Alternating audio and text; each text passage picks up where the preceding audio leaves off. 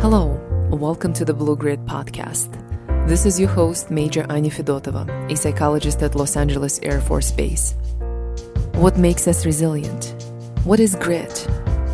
Please join me as I set out to discover how we can become grittier. This podcast features current and former military leaders, mental health experts, elite athletes, veterans, special operators, superior performers, POWs, and others affiliated with the military who have overcome significant adversity.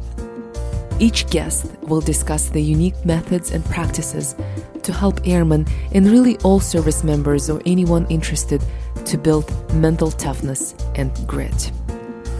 The views expressed are those of the author or guest and do not necessarily reflect the official policy or position of the United States Air Force, the Department of Defense, or the United States government.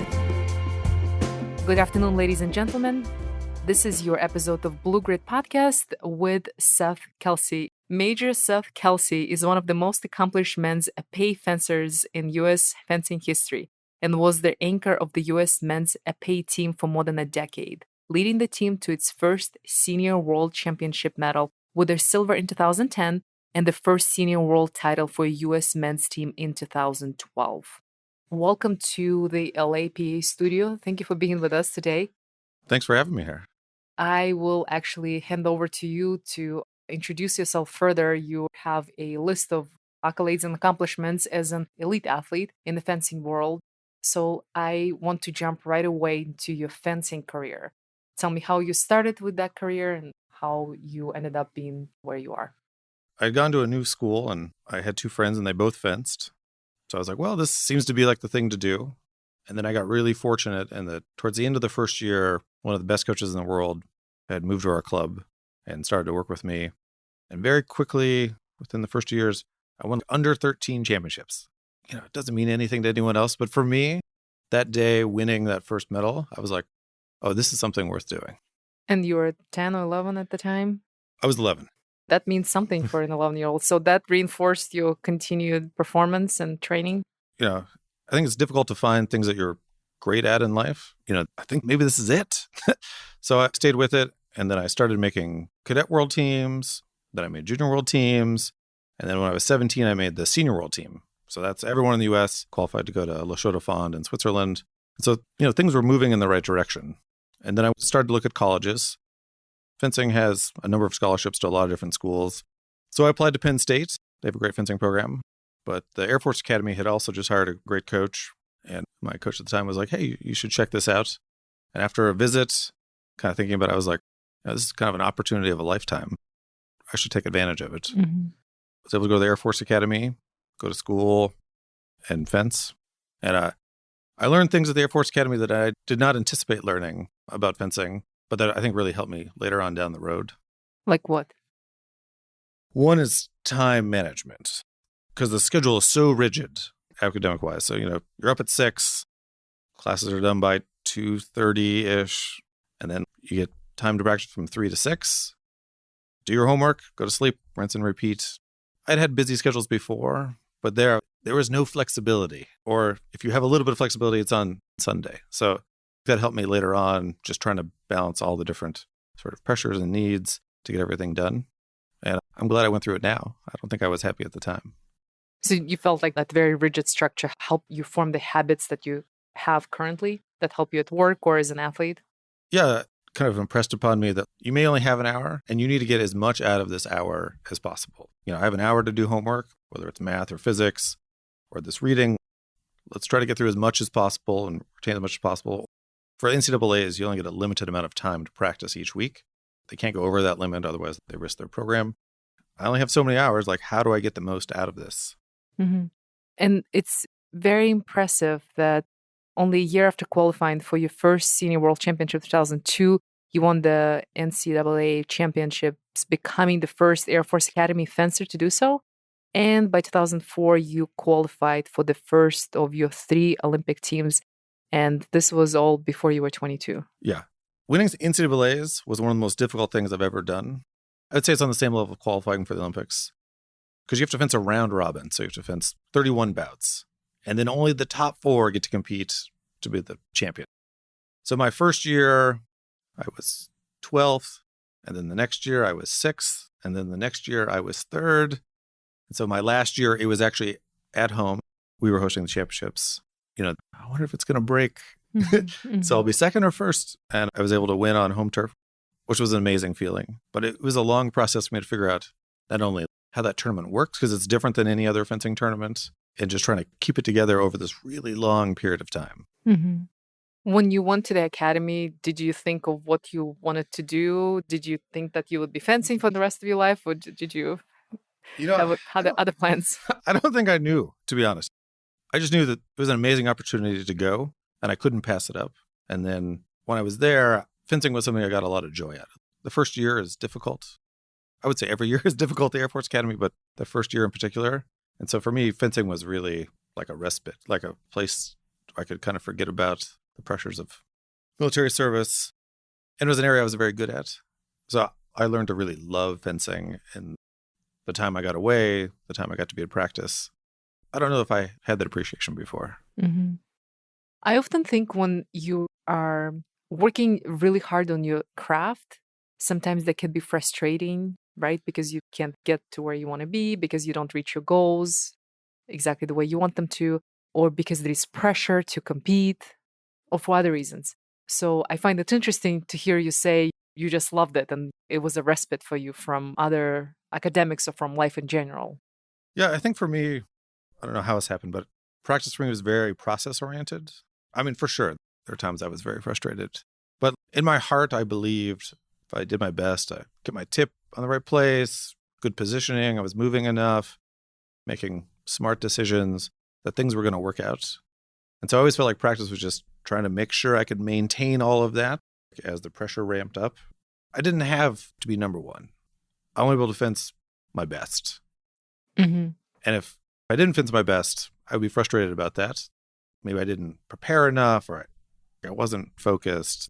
For me, it was always like looking back in, oh yeah, there were things I should have done to go better. So I'm curious, and because I'm very detail oriented and I want to know about this. So Monday through Sunday, what does your schedule look like? Like how many hours of fencing? Sounds like just a few hours each day. But outside of fencing, what else goes into training for fencing? Like, do you have things like meditation or yoga or running? I don't know.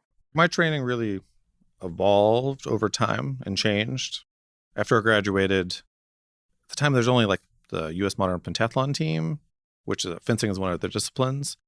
I was able to fence with them a couple times a week.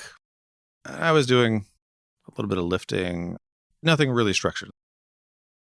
But for me, I was able to get out what I needed. That was fine. But over time, I really felt that I need a more structured program. And I was fortunate to work with some great strength and conditioning coaches.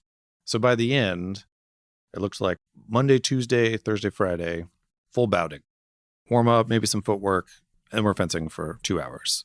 And then 3 days a week, strength and conditioning, normal stuff like squats and deadlifts. But now looking back, I sort of see the genius of our strength coach.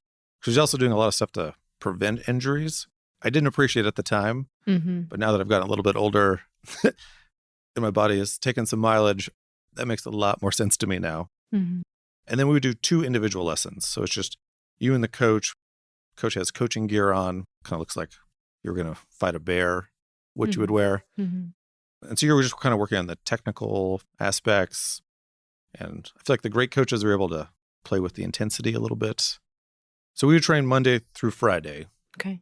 And I feel like I really needed the recovery. That fencing super tired is not helping. It helps your opponent, makes it very easy for them, but it doesn't help you at all. And if you're trying to push your teammates, it's not going to help them. Saturday and Sunday were rough, yeah. A lot of those weekends were filled with reserve stuff, so they weren't always completely off. What do you mean with reserve stuff? I joined the Air Force Reserves in 2008. Okay. After you graduated. Yeah. I was active duty for 3 years, and then I joined the Air Force Reserves for a big portion of my fencing career. I was also a traditional reservist working in a force support squadron. Okay. Which is what you do currently? It is what I do currently, yeah. And tell us what you do. I work for the 446 Force Support Squadron. I oversee force development, which is all the education and training. And then I also oversee services, which is food, fitness, and lodging. As a reservist? As a reservist, yeah. So you graduated with a degree in, I'm just curious, like, did you... behavioral science. Oh, interesting. Yeah. Okay, behavioral scientist. Why? Well, it was the only class I got an A in. So, so I was like, this school is pretty difficult. Maybe I should do the thing that I seem to be okay at. Okay, so did you use your degree in any way? I don't think I use it in any formal way, but I like thinking about how the mind works, how people Yeah. think about things, and that I feel it gives you a frame to help solve problems. And I feel like I've continued to read different books that have come out. Okay. I would like to explore the topic of pressure. And the reason that I mentioned that you were quite an accomplished elite level athlete by the age of 22, I'm wondering, what is it like to experience that kind of success? Because with success comes a lot of pressure related to expectations, right? From yourself, from other people, and the actual competition, the pressure of competition. What was that like for you to manage that pressure mentally at such a young age? And has that evolved over time? And have you gotten better with being able to manage pressure? Yeah, so I think one thing that's kind of unique for me in high school when I was starting fencing is that my coach was at one club and I did my bouting practice at a different club. So my coach didn't get to see me practice. And so I was essentially running my own practices. And in fencing, there's preliminary bouts that are 5 touches, helps seed you into the competition. And then the elimination bouts are all 15 touches. Okay, you have to explain for us. What does that mean? In the beginning, you'll be in a pool with 6 people and you fence round robin. So you fence each person and you fence to 5 touch bouts. That's about 3 minutes. And then they'll seed you into the tournament. So if you won all your bouts, you would be seeded very high. And then your first bout would be against someone who maybe only won 2 bouts. So in theory, you should win that. Mm-hmm. And those elimination bouts are all in the 15 touches. For my first 2 Olympic Games and the individual side, I showed up and I fenced super hard for 9 minutes. And then I went home. I was eliminated first round. So that's a single elimination. In high school, I have to fence at least 7 15-touch bouts every night before I get to go home. Okay. I feel like when I got to competitions, I didn't feel the pressure as much. I enjoyed the tension that would happen, but I felt very comfortable because I was like, oh yeah, that's all I've been doing. Oh yeah, this feels like this time like a couple weeks ago, or it felt very familiar to me. Because you made your practice so difficult?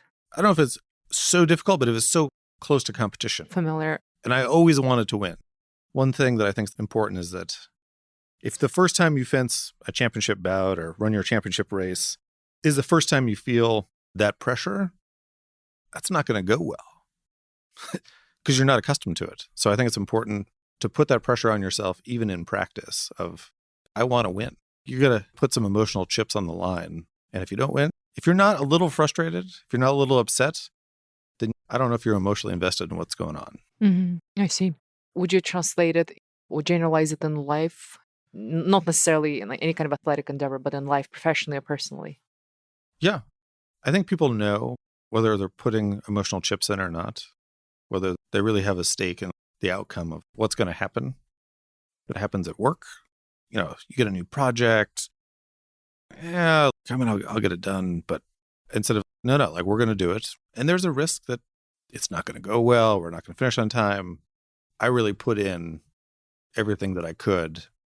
I think I see that. But part of that is knowing that you can do your best and still not win. Mm-hmm. In fencing, there's no 100% shot. There's no, if you do this, you're guaranteed to get a touch every time. It might be a 90% shot. I think that's true in life, that we all try to do different things. And, at some point, it's not 100%. You don't always make every promotion. You don't always get all the things done you wanted done. And failure is part of that.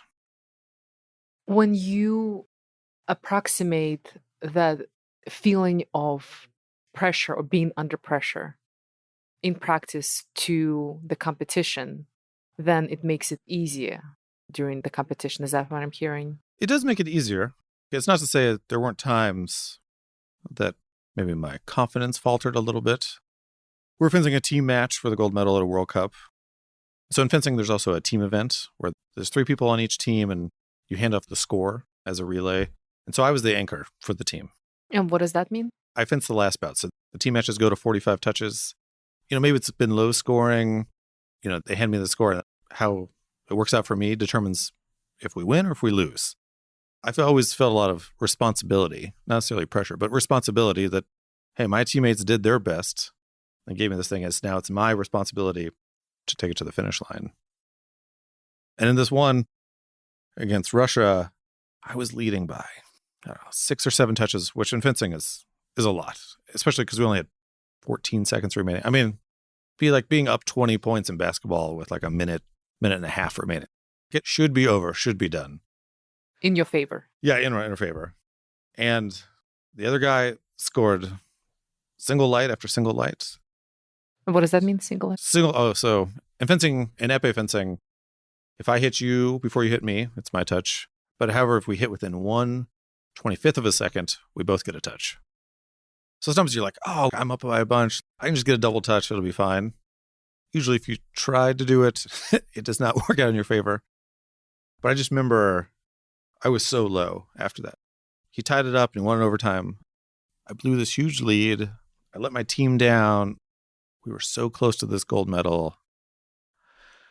And I wasn't sure what to do. And then I was really fortunate that our coach, Sebastian Dos Santos, had a pretty collaborative atmosphere. I never felt like he was, oh, we're only going to do this. It wasn't that structured. It was more like, hey guys, let's figure out what makes sense. So we started talking about maybe we could do a drill around this. And so we developed this called attack and defend drill, which is physically intense, but also mimics the pressure of that same situation. Mm-hmm.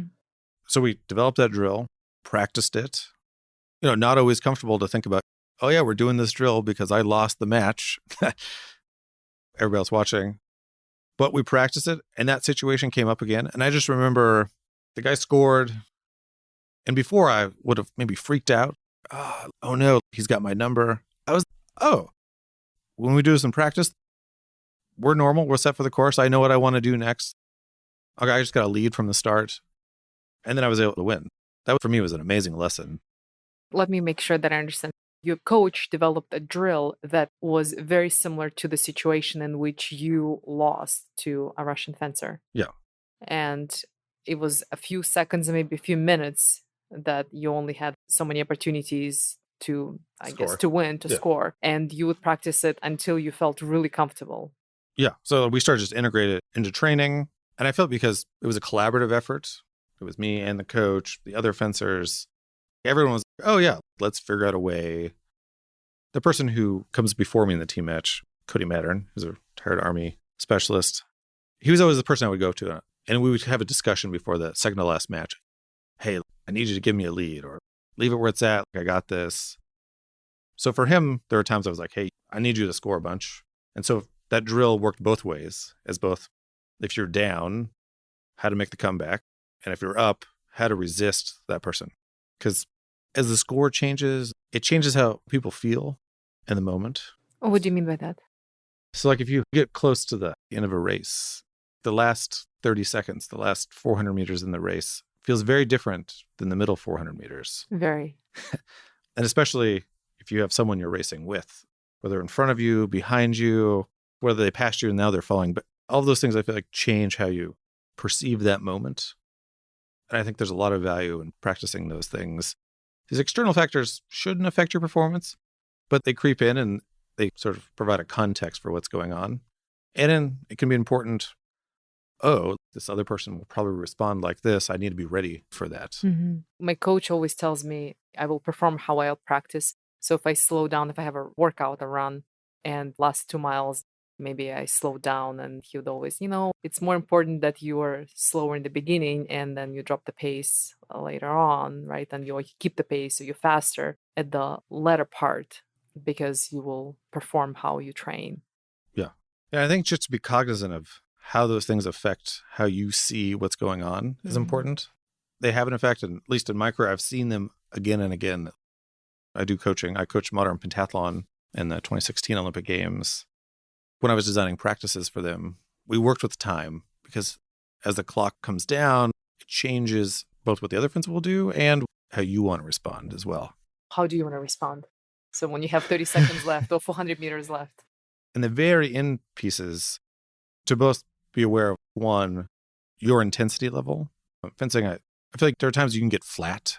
You're not moving. So suddenly you're like, man, like, why isn't any of this working? Oh, I'm not using my feet at all. But also to anticipate, oh, I know my opponent's coming. Or maybe in a race, I know they have a strong kick. They're going to go now. Okay, how do I match that intensity within my physical bounds as well?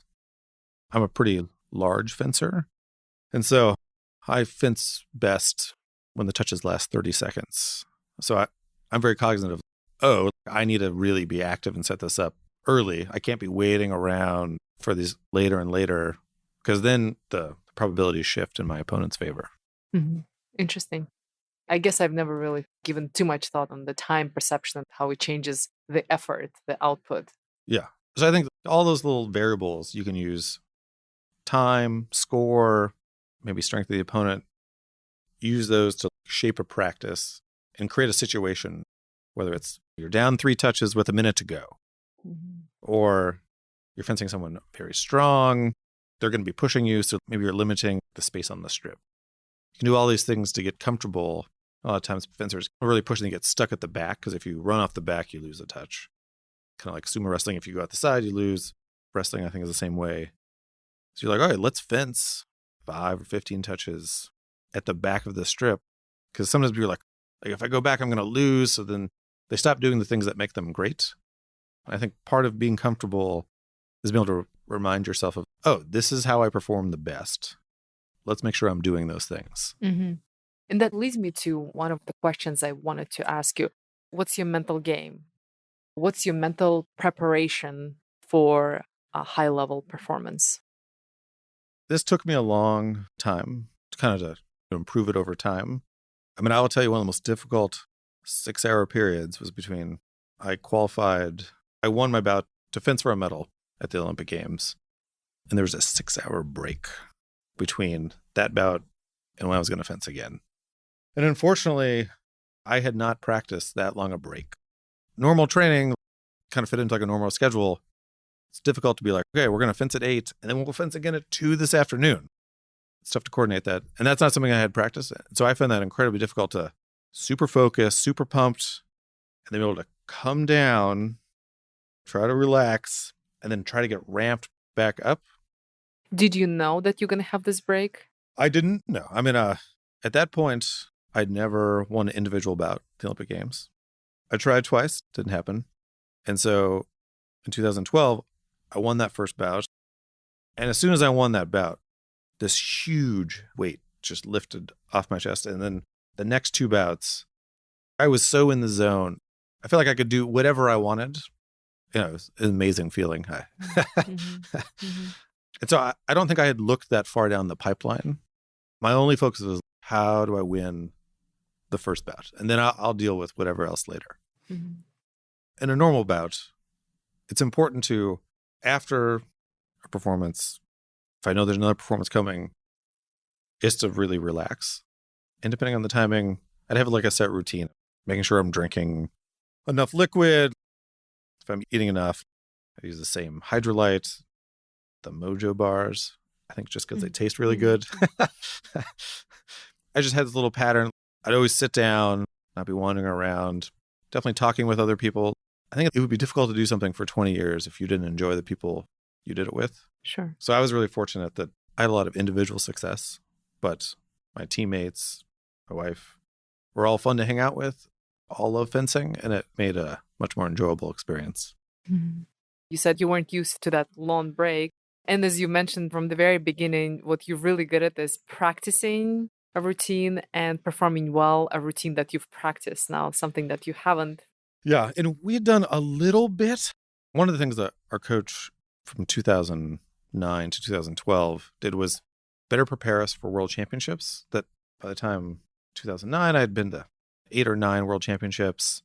For some reason, we'd never trained specifically for the tournament. We would go, we'd do some stuff, but it was never, hey, how do we really prepare ourselves? So I feel like that coach really introduced that championship preparation, because it's one thing to go to just a regular tournament. The stakes are a little bit lower, but at a championship or Olympics, there's more going on, both just around, and then everyone's like, this is the one I want to do really well at. So I think he did a good job preparing us.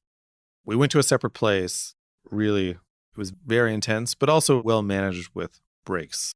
Because you need that intensity, and then you need to be off that intensity. You can't maintain that for a long period of time. Sure. And during a moment like that championship where you had to take that long break that you weren't prepared for, or maybe other moments, did you use any kind of self-talk? I didn't do a lot of self-talk. I think I'm fortunate that my brain doesn't run too wild. It's not so active. I really feel fencing in my body, which has its pluses and minuses. Lots of international travel and not always a ton of rest. So I got very comfortable in the feeling of, oh, my body feels terrible. Guess what? It always feels terrible. You still have to perform. How do I work with what I got here today? Mm-hmm. I remember one time I showed up and my wife would watch me warm up and she's like, ooh, it's going to be a very short day. She's in the warm-up bout. I was getting wrecked. She was like, well, that's good. I mean, we're done. We'll be done early. We can go see the city. It should be awesome. By the way, his wife is in the studio with us and she's smiling. And that day, I went on to win a World Cup, which I'd never seen another American male fencer do. You're not always going to feel great, but how you feel at the beginning of the day is not necessarily how you're going to feel at the end of the day. I like that. That's a good metaphor for overall, right? For well-being in general. Yeah.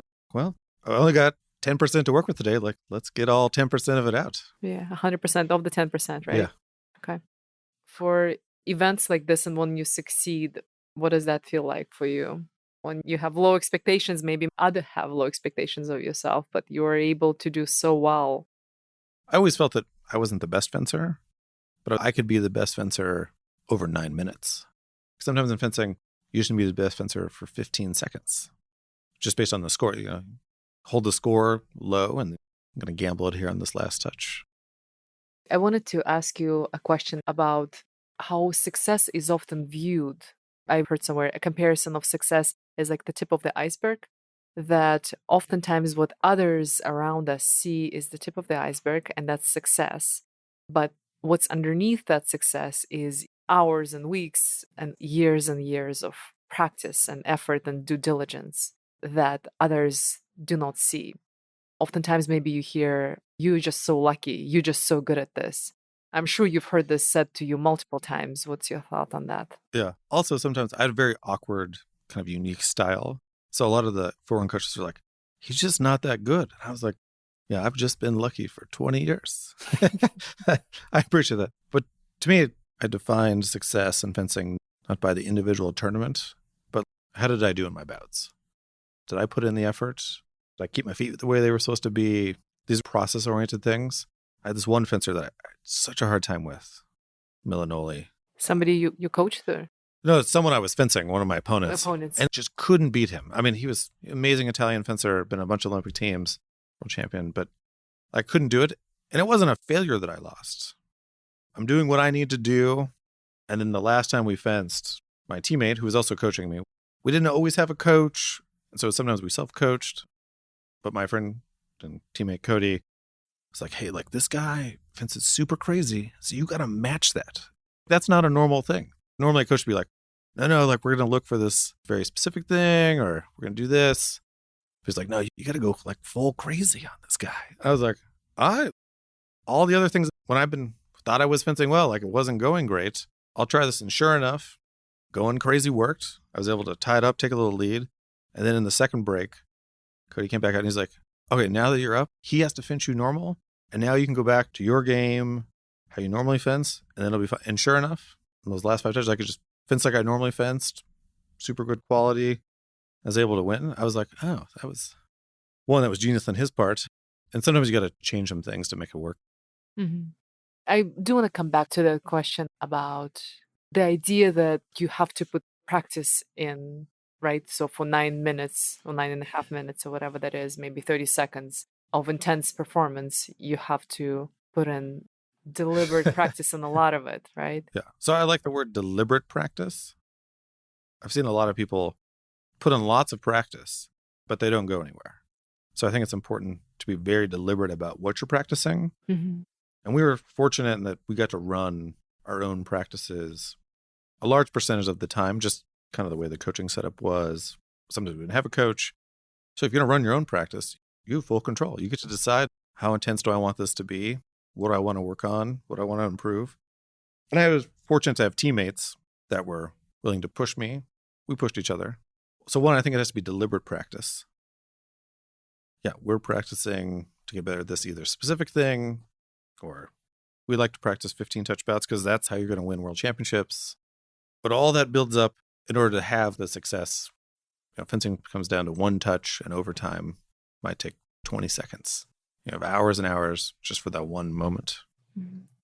But I think it's important for longevity is to define success as doing your best and doing the things you plan to do. Mm-hmm. Did I move well? Did I keep my tip in the good place? Did I take high percentage actions? Did I lead the footwork? Those are all things you can control.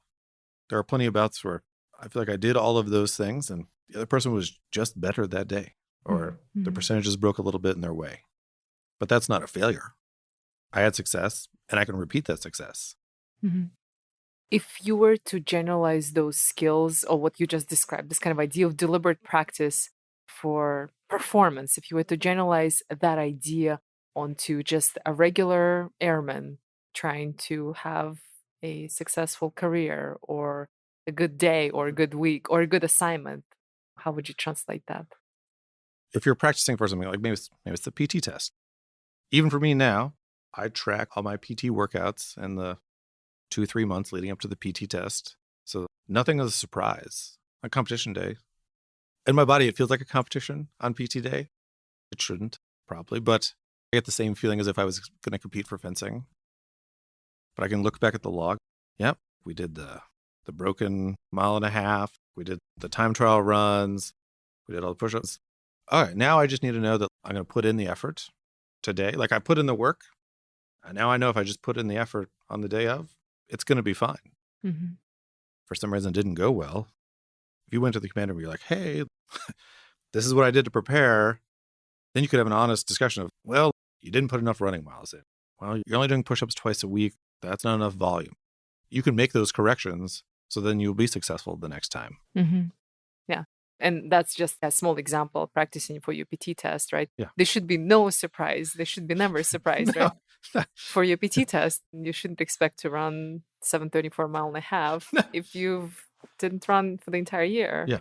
What about just thinking about an assignment or, again, well-being in general? Like, what would it look like to practice being resilient? What would it look like to practice have a good assignment somewhere? So define success for yourself as maybe you're having a tough time, right? I think we all have moments where it's a little darker than the sun. Did I get out of bed? Did I go to the gym this week? Mm-hmm. Did I cook quality meals? And maybe you're not going to hit all of those things every day. I'm doing the best with what I got. I'm hitting most of them. I mean, I feel like you can win about if you're not fencing at 100%. But if you're doing, 85% of the things, then you'll normally be successful. And I think that's the same as true in life. You're not going to be perfect every day. But if you're working towards all of those processes that make you do your best, then I think you're going to see great results. Do you have a routine or habit that you have to practice every day now in order to stay successful? Any kind of a daily habit, routine, ritual, something like making your bed or whatever, doing 100 push-ups every day, whatever, or meditation or walking or petting your cat. I don't know. Yeah. I pet my cat. Yeah, I pet my cat a lot too. He's real needy. I don't know that I have a daily routine. The thing that I try to be mindful of, there are times for work and immense effort. And then there's also times to be away from that. And it's important to really separate those two things. Mm-hmm. I love hiking. I love being outside. I do this weightlifting class that I am terrible at. But I see those things as really separate from the intensity of work. I run a home business as well. Having that separation. I think a lot of times just caught on a treadmill of always kind of in the work mode and never breaking out, having different stuff. And part of that for me, I enjoy reading a great deal. I think reading, one of the many benefits is provide you a different perspective sometimes. Oh, I could look at that problem differently. Mm-hmm. And it helps you get out of your head, right? And be less self-absorbed. Any recommendations for reading? What gives you a kind of like, oh, wow, this is a book that I would recommend to everybody? I just finished Atul Gawande's The Checklist Manifesto, which I know sounds super exciting. I think two things are important. One, I didn't realize the history of the checklist in the Air Force, which is fascinating, that as planes became more complex, it became very dangerous not to have a checklist because they wanted to make sure the flight crews got off the ground and could land safely. And checklists helped make that happen. And so the surgeon implemented the same checklist in surgery. A lot of things that came up there, like, I'm a surgeon, I'm so good, I don't need a checklist. But surgeons were still making errors. And so he was able to introduce this checklist and reduce death rates, complications by double-digit percentages, in some cases up to 50%, across hospitals in India, in the US, in Europe. So kind of working everywhere. For my own reserve job, I developed a checklist just to make sure I wasn't missing some of the little things. I have to update that slide. I have to do this thing. To try to keep it all in your head all of the time is too much. But if you have the check, you're like, oh yeah, I need to do that. Okay, great. Done. Yeah, it's easy to let the little stuff slip if it isn't written down. Awesome. And that's just recent? I think it came out a little while ago, but it's new to me. Okay, yeah. I am not familiar, but I do love checklists. What do you do when you feel unfocused or out of balance? Checklists. So at work, go back to the checklist. See, you're like, oh, am I missing it? But for sports, we developed a reset strategy. And so sometimes, especially when we're fencing team, maybe a couple touches didn't go the right way or something. Either the coach would yell it out or I would do it myself. I would walk to the end of the strip, push the time a little bit, because you're supposed to come back on guard within a couple of seconds. You can push the time a little bit. And then I would tap my mask, just with my finger, 3 times. Let's reset.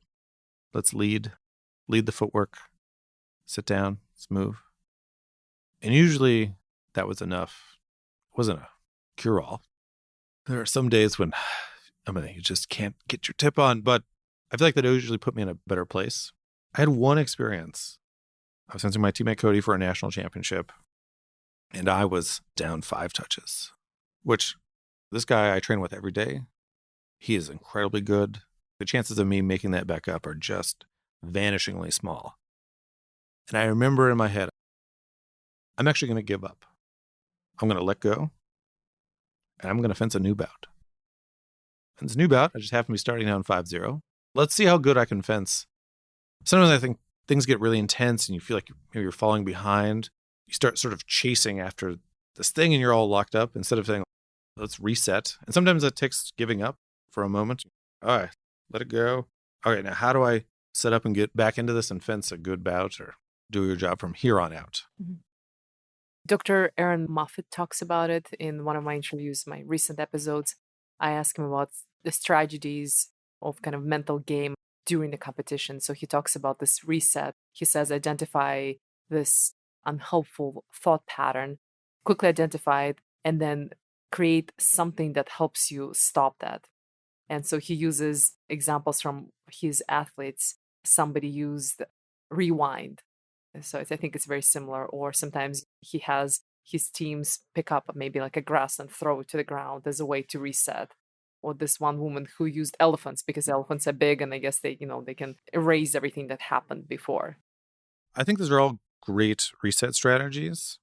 I think it's important to have something tactical. I think sometimes that breaks through. So in your head. Tactile? Yeah, tactile. So tapping your chest. I feel like the face, there's so many sensors in your face. A little tap will wake you up. I had one teammate who would ask me to slap him, which it was made me very nervous because he was really strong. If you do it too hard, I feel like he's going to come after you. If you don't do it hard enough, then he's not awake enough. But I think the second component of that is to have the thing that you want to do. So I would say reset.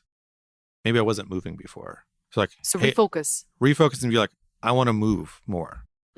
I remember in our world championships, we're fencing gold medal.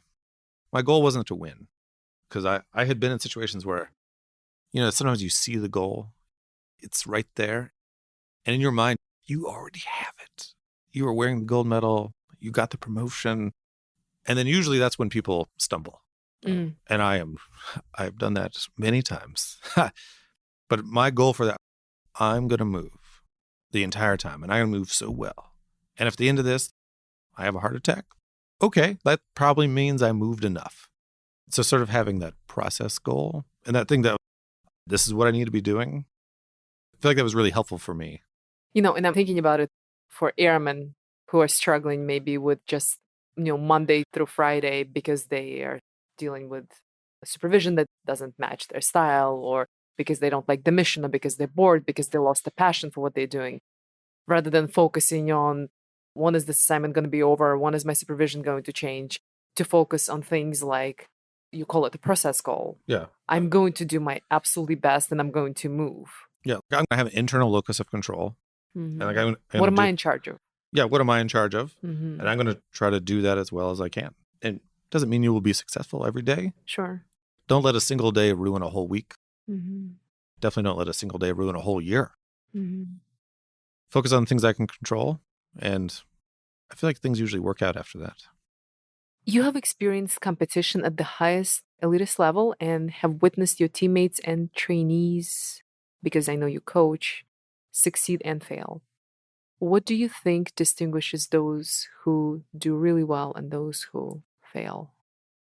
At the Olympic Training Center, we had a core set of athletes. Myself, Cody Mattern, Jimmy Moody, Jason Pryor.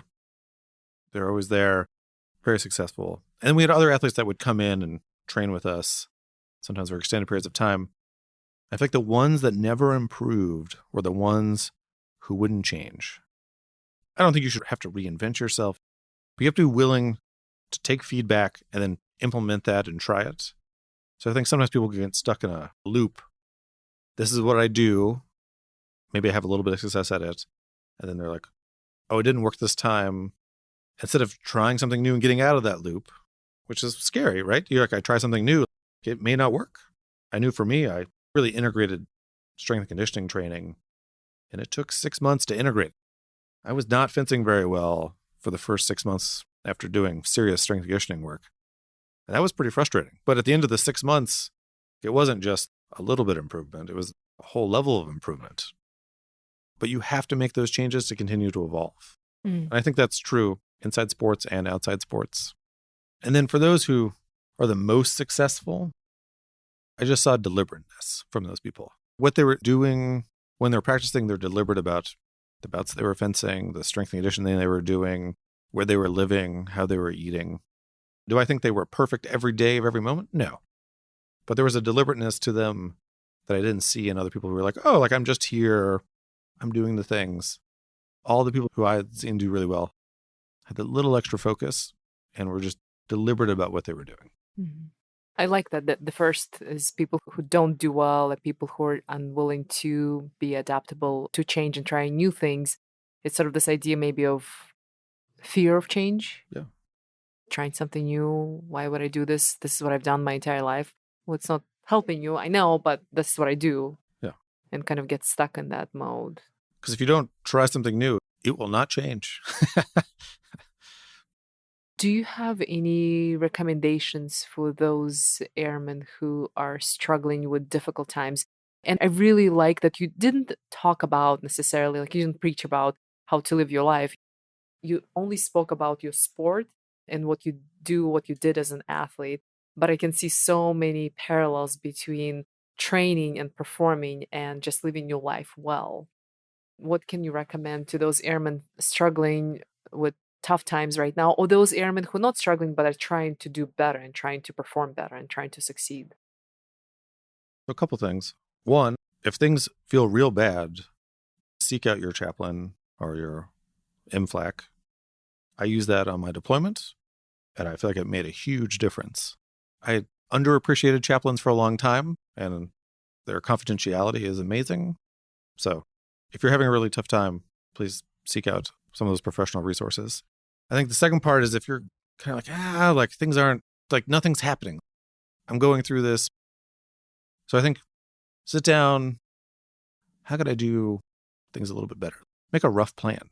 And I'm not a big advocate of, oh, I want to be a 4-star general or I want to win the Olympic Games. Instead of like, how can I be the best at what I'm doing right now? Mm-hmm. How can I take even small steps to get there?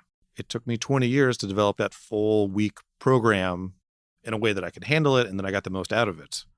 That wasn't just day 2 of fencing. That was day 6,642. And then the third part is to learn to take a break, put the effort in, have some emotional investment, and then also have downtimes, whether it's getting outside, social experiences where you can be who you are. I think it's important to have that contrast. Mm-hmm. And for me, I traveled the world for 20 years, and whether I won or lost, it was valuable to me because the people I got to spend that time with were amazing. And I got to see parts of the world I wouldn't have gotten to on my own. I took my fencing seriously. And the time that I didn't have to fence or train, I was able to go out and I got to see Eiffel Tower in Paris. I got to go to Tokyo, all these places that were, amazing opportunities. I love that message. Don't cut corners. If you're doing something, focus on doing that thing really well. Don't do 99%, 98%, do 100% at whatever you're doing at this moment. And then when you're done, then go play hard, right? Yeah. So kind of this idea of work hard, play hard. Is there anything at all that you wish to tell us that is important? Well, I would encourage anyone, if they're interested in fencing, there are fencing clubs in almost every major city. And it's a fun sport from 9 years old to 99. So it's something you can do your whole life, which is awesome.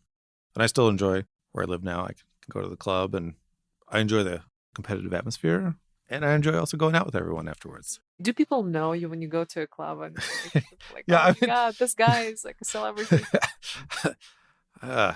People knew who I am.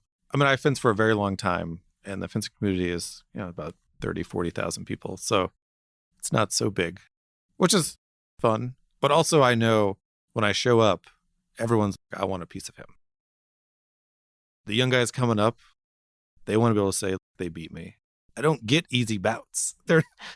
Everyone is trying to win as hard as they can, which I really appreciate. And I think it's super deliberate, but it's also very frustrating sometimes.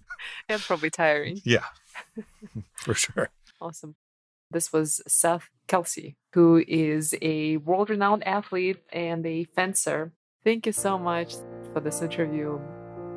This is your host, Major Anya Fedotova. Thank you for listening to the Blue Grid podcast. Hopefully you enjoyed this interview. My goal is to air the narratives of courage, vulnerability, and grit to normalize the airman's own challenges and help them internalize the message of hope and recovery. This discussion is not a formal medical advice, and any techniques, treatment, diagnosis, or alternative actions discussed are not a recommended treatment or course of action for all listeners, and are not a replacement for professional medical assistance. You are encouraged to seek medical or psychological help for your unique issue. If you have feedback, please find me in the global. My email is anna.v.fedotova.mail@mail.mil. It's anna.v.fedotova.mil@mail.mil.